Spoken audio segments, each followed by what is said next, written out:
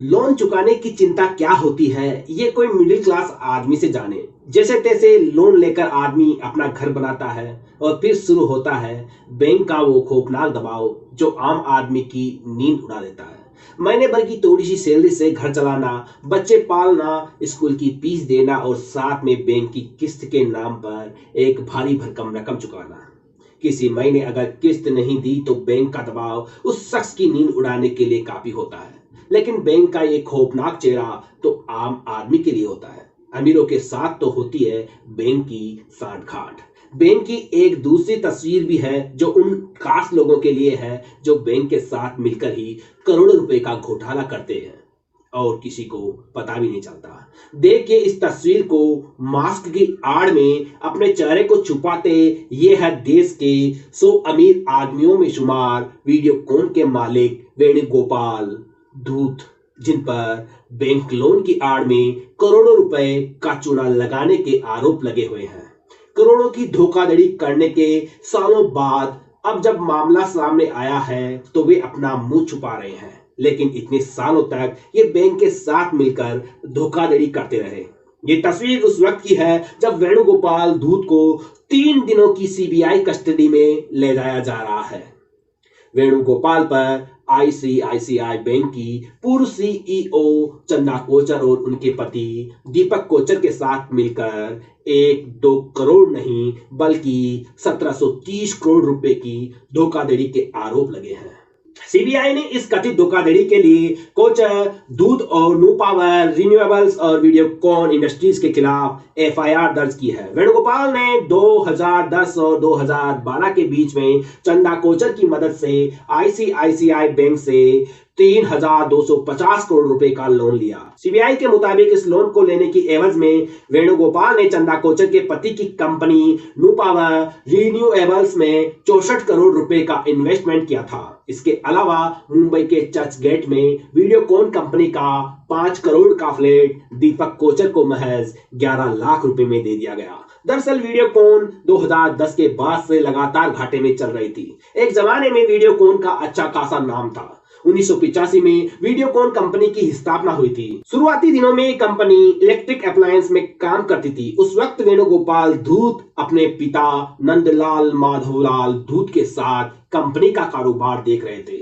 हर घर में Videocon television, Videocon washing machine हुआ करता था। न सिर्फ भारत में बल्कि मेक्सिको, इटली, पोलैंड में भी वीडियोकॉन ने अपने प्लांट लगाए हुए थे। भारत में पहला रंगीन टेलीविजन भी वीडियोकॉन का ही था। भारत में वेणुगोपाल ने इलेक्ट्रिक अप्लायंस के साथ साथ टेलीकॉम, ऑयल और पावर सेक्टर में भी हाथ आजमाने की सोची। लेकिन यहां कंपनी को खासा नुकसान उठाना पड़ा। लोन की धोखाधड़ी का यह मामला भी साल 2010 के बाद का ही है। यानी उस समय कांग्रेस गवर्नमेंट भी थी और अभी बीजेपी गवर्नमेंट भी है।